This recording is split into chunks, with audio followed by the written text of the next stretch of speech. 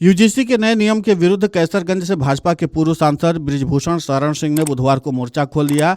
विष्णुहरपुर स्थित अपने आवास पर उन्होंने समाज को बांटने वाला कानून बताया और सरकार से तत्काल वापस लेने की अपील की। चेताया भी कि सरकार इस कानून को वापस ले, इसमें समाज के सभी वर्ग के लोग शामिल होंगे। इस पूरे मामले को लेकर के भाजपा के पूर्व सांसद बृजभूषण शरण सिंह ने और क्या कुछ कहा है, आप खुद सुनिए उन्हीं की जुबानी। आज कई दिनों से यूजीसी पर एक विवाद हो रहा है और यूजीसी का विवाद यहाँ से शुरू होता है कि सरकार पढ़ने वाले बच्चों के बीच में जो सवर्ण बच्चों के द्वारा कभी कोई घटना घट जाती है उसको लेकर के दलित और ओबीसी बच्चों के संरक्षण के लिए एक कानून लेकर के आई है, जिसके कारण बड़ी भ्रामक स्थिति हो गई है और आज देश में बड़े पैमाने पर विरोध हो रहा है। ये मेरे सामने कुछ बच्चे हैं, इसमें हमारे भी बच्चे हैं और दलित समाज और पिछड़े समाज लगभग हर समाज के बच्चे हैं। ये रोज साथ में खेलते हैं। कितने दिन से तुम लोग साथ में खेल रहे हो? 5 साल से ये बच्चे डेली शाम को आते हैं और खेलते हैं। फिर इनको कोई नाश्ता पानी? हाँ, जैसे लड्डू, मिठाई, चाय, आम, मटर, सीजनल। यानी जो घर पर रहता है वो ये लोग साथ में बैठ करके ये नाश्ता करते हैं। ये कोई कानून के तहत नहीं कर रहे हैं, ये कानून के बंदिश से नहीं खेल रहे हैं। ये हमारी सनातन की परंपरा रही है, हमारे नस नस में है। पंडित दीनदयाल जी ने कहा था कि जो नीचे हैं उनको ऊपर लाना है और यही हमारी सनातन परंपरा है, यही हमारी सवर्ण परंपरा है कि जो नीचे हैं उनके साथ भेदभाव ना करना, ऊपर लेकर के आना। इसका मिसाल ये किसी कानून के तहत नहीं हो रहा है। और आज मैं सरकार से कहना चाह रहा हूं कि समाज कैसे चलता है, ये ऑफिस में बैठ करके समाज को नहीं चलाया जा सकता है। समाज को चलाना है तो गांव आइए और गांव में देखिए कि बिना भेदभाव के, बिना किसी जातीय रंग के एक साथ बच्चे खेलते हैं। कोई बच्चा किसी की जात नहीं पूछता है।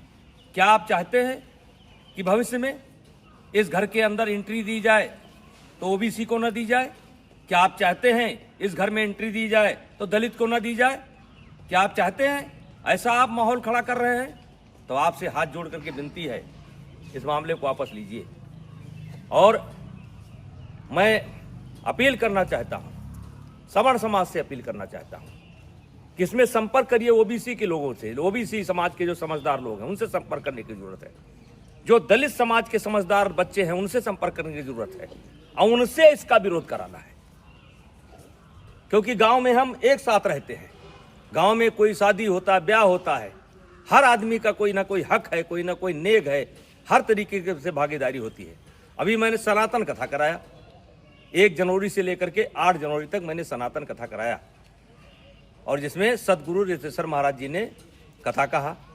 मैंने 52 जाति समाज के जो धर्म गुरु थे उनसे उद्घाटन कराया, उनसे एक एक वृक्ष लिया और मैं सनातन वाटिका बनाने जा रहा हूं। आपने तो कानून बना करके हमारे उस मिशन को स्वाहा कर दिया। आकर के आइए हम आपको दिखाते हैं कि कौन सा समाज ऐसा है जिसने उस कथा में भागीदारी नहीं की है और सहयोग नहीं किया है। तो ये कोई नई परंपरा नहीं है, ये हमारी सनातन परंपरा है, ये हमारी परंपरा रही है। इसमें कानून की कोई जरूरत नहीं है।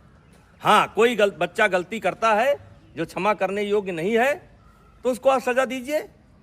यदा कदा घटनाएं घट जाती हैं, सजा दीजिए, उसमें कोई विरोध नहीं है। लेकिन ये जो कानून है ये समाज में टकराव पैदा करेगा और इसीलिए आज कई दिन से मेरे ऊपर दबाव पड़ रहा था, बोलो बोलो बोलो। हमने कहा हम गांव में जाकर के बोलेंगे। ये बच्चों को मैंने जानबूझ करके इकट्ठा नहीं किया है, इसमें हर जात समाज के बच्चे हैं और एक रोज की बात नहीं, रोज खेलते हैं। और ऐसा केवल यही नहीं है, हर गांव में है। हर गांव में कोई क्रिकेट खेल रहा है, कोई कबड्डी खेल रहा है, कोई खो खो खेल रहा है, एक साथ पढ़ते हैं। वैसे भी इसके पहले आपने कानून बनाए, दलितों के ऊपर अत्याचार ना हो इसके लिए कानून बनाए।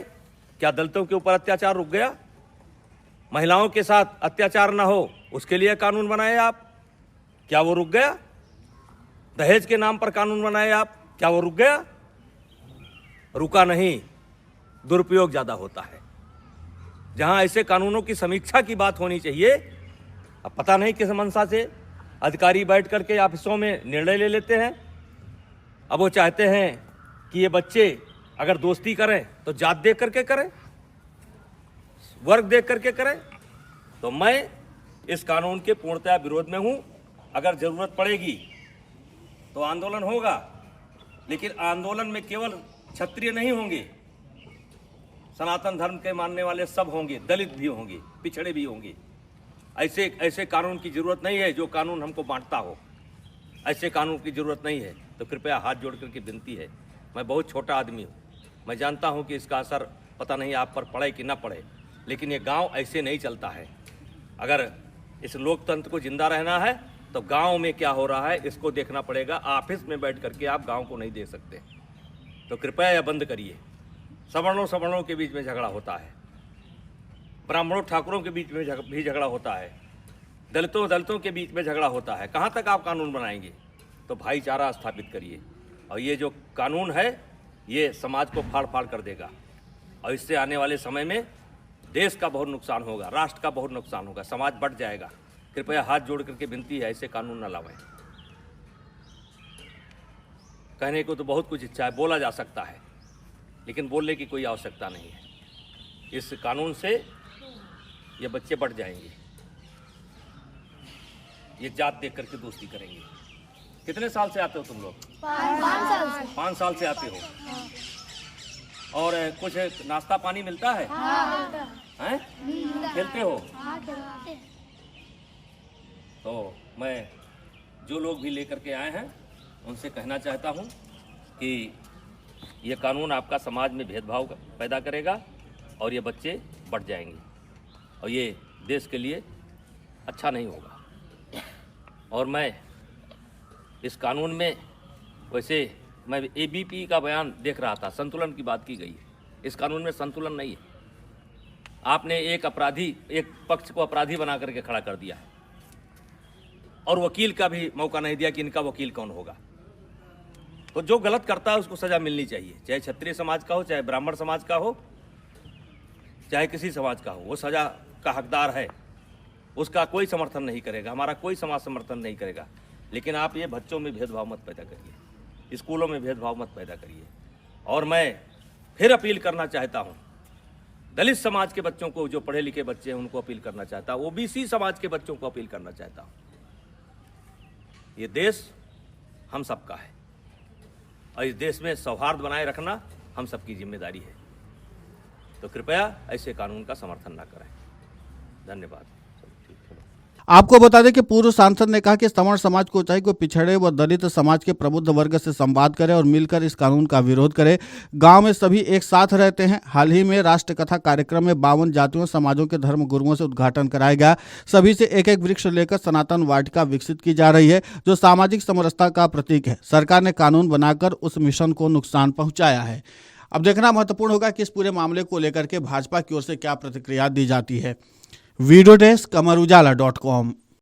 अगर आप ये वीडियो YouTube पर देख रहे हैं तो हमारे चैनल को सब्सक्राइब कर बेल आइकन दबाएं, और Facebook पर देख रहे हैं तो हमारे पेज को लाइक करें।